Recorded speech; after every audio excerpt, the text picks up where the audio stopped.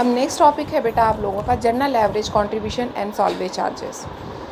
देखो वो कहते हैं जनरल एंड सॉल्वेज चार्जेस क्या होते हैं। सॉल्वेज चार्जेस होते हैं जो आपका एवरेज कंट्रीब्यूशन होता है या जो फुल अमाउंट होती है किसी भी चीज़ की, किसी भी गुड्स की या सब्जेक्ट मैटर की जो कि आपका लाइबिलिटी बनती है, उसकी घिसावट वगैरह है, या liability of the salvage. Salvage होता है किसी चीज़ की वैल्यू का ख़त्म होना, डेप्रिसिएशन के बाद जो वैल्यू बचती है that is called salvage charges. तो सॉल्वेज वैल्यू वो बच जाती है, उसके ऊपर जो चार्जेस आते हैं उसको रिपेयर कराने में, वियर टेयर में। जैसे मान लो आपने एक चेयर ली है, वो चेयर आपकी पुरानी हो गई, ठीक है, तो आपका उसका क्या है, नीचे से पहिए निकल गए या उसका हाथ टूट गया या उसकी सीट जो है वो ख़राब हो गई, आपको दोबारा से करवानी है, तो वो सारे सॉल्वेज चार्जेस होते हैं, ठीक है। तो कहता है where the assured has to pay the liability for any journal, जो आपकी एवरेज कंट्रीब्यूशन होता है, the measure of indemnity is full amount of such contribution if the subject matter liable to contribution is insured for its full contributory value. वो कहता है जहाँ पर आपका लाइबिलिटी बनती है, एक जर्नल एवरेज कंट्रीब्यूशन होता है, मेज़र कर पाते हो आप फुल अमाउंट ऑफ कंट्रीब्यूशन की, और जहाँ पर आपका सब्जेक्ट मैटर जो होता है लाइबिलिटी है कंट्रीब्यूशन की for the full contribution value पर, वो कहता है वहाँ पर आपका क्या बनता है, सॉल्वेज चार्जेस बनते हैं। वो कहता है but if the subject matter is not fully insured, अगर आपका सब्जेक्ट मैटर पूरी तरह से इंश्योर्ड नहीं, मीन उसका कुछ पार्ट है, या आपने सिर्फ उसकी टीयर वेयर की है, या आपने उसकी सिर्फ वारंटी गारंटी से रिलेटेड है, या उसकी सिर्फ आपने टूट फूट उसके पूरे की नहीं करवा रखी, थोड़े से हिस्से करवा रखी है, ठीक है, तो कहते हैं इंडेमनिटी पे करता है इंश्योर, सिर्फ जो प्रपोर्शन उसने इंश्योर करवा रखा है ना, सिर्फ उस प्रपोर्शन तक ही उसकी लाइबिलिटी बनती है, उससे ज़्यादा की नहीं बनती है, उसकी उसी प्रपोर्शन तक की लाइबिलिटी को आप रख सकते हैं और बाकी को आप उसको रिड्यूस कर देंगे। वो कहता है जहाँ पर कहीं पर भी एक पर्टिकुलर लॉस हो जाता है, जहाँ पर आप डिडक्ट नहीं कर पाते हैं, कॉन्ट्रीब्यूशनरी वैल्यू होती है, इंश्योरेबल की लाइबिलिटीज़ होती हैं, आप उस अमाउंट को आप क्या करते हैं, असर्टेन कर लेते हैं, निकाल लेते हैं, और उसी अमाउंट के असर्टेन करने के बाद उतनी ही अमाउंट तक आप उस अमाउंट को, इंश्योरेबल इंटरेस्ट को आप कवर कर सकते हैं जनरल एवरेज कॉन्ट्रीब्यूशन के अंदर। तो कहता है जो आपका इंश्योरर होता है वो सॉल्वेज चार्जेस को भी देने के लिए उत्तरदायी होता है, एक्सटेंड कर देता है वो अपनी लाइबिलिटीज़ को वहाँ तक जहाँ तक कि वो आपकी सॉल्वेज वैल्यू को पे कर सकता है। मीन कहने का मतलब है, ओवरऑल इस पॉइंट का कहने का मतलब ये है कि जो आपकी किसी भी मशीनरी का मान लो आपने करवाया है, या शिप का ही लगाओ क्योंकि हम मरीन पढ़ रहे हैं, शिप में मशीनरी का करवा दिया आपने, तो मशीनरी के साल्वेज वैल्यू को पे करेगा वो, मीन मशीनरी से रिलेटेड साल्वेज चार्जेस जो होंगे उनको पे करेगा। और मशीनरी से रिलेटेड कोई भी टीयर वियर है, या कोई टूट फूट है, या कोई मान लो उसमें आपने लुब्रिकेंट वगैरह लगाना है, जंग लग गया, तो वो सारी चीज़ें आपकी यहाँ पर जनरल जो आपका कंट्रीब्यूशन है उसके अंदर आएंगे। उसके बाद नेक्स्ट आता है आप liability to the third party as per section 74,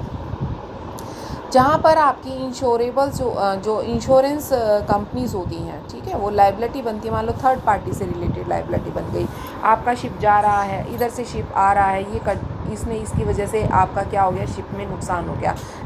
ये पर्सन क्या हो गया, ये शिप क्या कहला गया, थर्ड पार्टी। कहने का मतलब है जो इंश्योरेंस कंपनी है वो इस पार्टी से रिकवर कर और इस पार्टी को पे करेगी, ठीक है, तो उसको बोलते हैं। तो वो कहता है इस केस में अगर थर्ड पार्टी की लाइबिलिटी बनती है तो उस अमाउंट को पेबल किया जाता है party in respect of such liability, उसको ये मानकर कि ये उसका ही उत्तरदायित्व है, ये मानकर उसको पे कर दिया जाता है। क्लियर है। उसके बाद नेक्स्ट आता है, वो कहता है journal provision as per measure of indemnity. वो कहता है इंडेमनिटी को ठीक ठाक मेज़र, मतलब उसको ठीक ठाक उसके प्रोविज़न्स कौन से हैं जिनको हम मेज़र कर सकते हैं। वो कहता है जहाँ पर आपका सब्जेक्ट मैटर कवर्ड नहीं होता है as per the provision of the act, आपका ये लगता है कि यहाँ पर तो आपका सब्जेक्ट मैटर कवर ही नहीं हुआ है, उस केस में आप मेज़र करते हैं इंडेमनिटी को और असर्टेन करते हैं नियरली जो भी अकॉर्डिंग टू द प्रोविज़न्स होती हैं, एप्लीकेशंस होती हैं पर्टिकुलर केस में उनको, ठीक है। वो कहता है कोई भी प्रोविज़न जो है related to the measure of indemnity होता है वो अफेक्ट करता है जो आपके rules related to the double जो इंश्योरेंस होते हैं, उस केस में ये ज़्यादा आपका फ़ायदा होता है। जनरल प्रोविज़न जो हैं आपके जहाँ पर डबल इंश्योरेंस होता है वहाँ पर आपका जो जनरल प्रोविज़न्स हैं वो आपके वैल्यूएबल माने जाते हैं और उनसे रिलेटेड हम अफेक्ट करता है हमारे जितने भी रूल्स वगैरह होते हैं। उसके बाद नेक्स्ट आता है आपका पर्टिकुलर एवरेज वारंटीज़।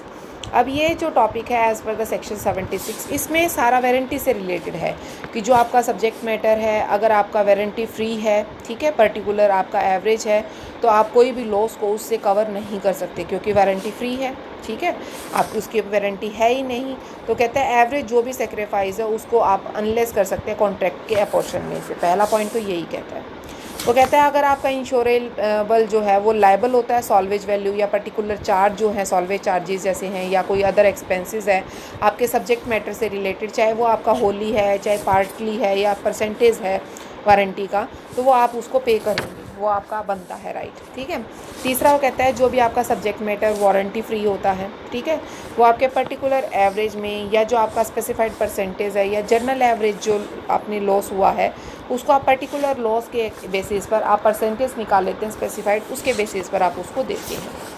फोर्थ वो कहता है for the purpose of ascertaining whether the specified percentage has been reached, मतलब आपने ये देखना है कि जो आपने पर्टिकुलर जो आपका वारंटी का आपको मिला है, अमाउंट मिला है, परसेंट स्पेसिफाइड एक परसेंटेज जो आपको रिसीव हुआ है वो मिला है नहीं, तो पर्टिकुलर चार्जेस हैं या उसके अंदर कोई भी एक्सपेंसेस है जो कि आपका इंडिकेट करता है प्रोविज़न कोई भी लॉस वगैरह से रिलेटेड है, तो वो सारे भी आप इसके अंदर से निकाल सकते हैं। मीन एक पर्टिकुलर जो वारंटी होती है, एक एवरेज वारंटी जो होती है उस लॉस को आप ले सकते हैं इंश्योरर से। ओवरऑल इस टॉपिक में यही चीज़ बताई गई है कि अगर आपका कोई चीज़ डिफ़ाइन है, डॉक्यूमेंट्स में है, ठीक है, तो आप उस चीज़ पर बिल्कुल राइट बनता है आपका और देने वाले की लायबिलिटी बनती है। लेकिन जहाँ पर आपका लिखा नहीं गया डॉक्यूमेंटली, आपका सिर्फ एक ऑरल है या आप ये कह सकते हैं इम्प्लाइड हो सकता है, मीन उस पर ये चीज़ बनाई जा सकती है, उस केस में आप ले सकते हैं। लेकिन जहाँ लिखा नहीं जाता उस केस में आप कोई भी अधिकार नहीं रखते, उस केस में सिर्फ आपका परसेंटेज ही चलता है कि आपकी टोटल प्रॉपर्टी पे लॉस कितना है और उस लॉस का कितना परसेंटेज आप पे कर सकते हैं, ठीक है। उसके बाद नेक्स्ट चलता है आपका सक्सेसिव लॉस। सक्सेसिव लॉस क्या होता है, जब जो देखो इसमें क्या लिखता है, वो कहता है the insurer shall be liable for the successive loss. Successive loss के लिए जो इंश्योरर होता है वो लायबल होगा, वो कहते हैं even through the total amount of such loss में एक्सटेंड द सम इंश्योर्ड। वो कहते हैं जितना अमाउंट आपका इंश्योर्ड है उसकी टोटल लॉस का सम जितना, मतलब टोटल लॉस का कुछ परसेंट, जितना परसेंट वो एक्सटेंड करता है। वो कहता है अगर आपका पार्शियल लॉस होता है, मीन प्रॉपर्टी पूरी ख़राब नहीं होती, थोड़ा बहुत शिप बच जाता है, थोड़ा बहुत ख़राब होता है, उसमें वो कहता है नॉट रिपेयर, मतलब रिपेयर नहीं हो सकता, तो उस केस में जो टोटल लॉस होता है उसका परसेंटेज ही सिर्फ आप रिकवर कर सकते हैं, ठीक है। तो ये थे टॉपिक बेटा आपके, जो कि आपके ये लगा लो इससे रिलेटेड थे। एक आपका एक टॉपिक और रह गया है, उसको हम नेक्स्ट वीडियो में कवर करेंगे।